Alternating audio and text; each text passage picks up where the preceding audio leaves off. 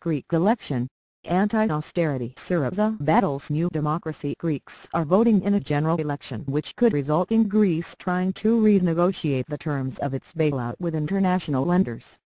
The left-wing Syriza party, which has been leading in opinion polls, wants part of Greece's huge debt written off and austerity measures revoked.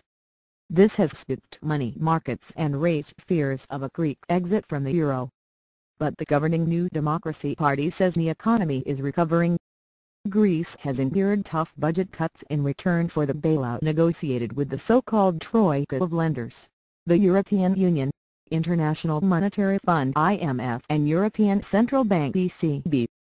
The economy has shrunk drastically since the 2008 global financial crisis, increasing unemployment and throwing many Greeks into poverty. Polls across Greece opened at 7 o'clock local time 5 o'clock GMT and there are nearly 10 million eligible voters, who are electing the country's 300-member parliament. First exit polls are expected immediately after the voting ends. Dignity Syriza leader Alexis Tsipras says his party will restore dignity to Greece by rolling back on cuts to jobs, pay and pensions which have hurt millions of people across the country. The possibility of a Syriza victory has sparked fears that Greece could default on its debt and leave the euro, the single currency of 19 EU members.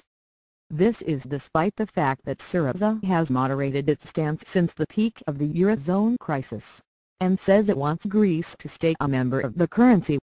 Meanwhile, the leader of centre-right New Democracy and PM Antonis Samaras has promised to work day and night to keep the country standing. Syriza, he argues, could force the country from the euro by its policies, serving what he called the drachma lobby, a reference to the former Greek currency. He also warned that Greece could miss out on a massive program of quantitative easing unveiled by the ECB last week to help stimulate the eurozone economy.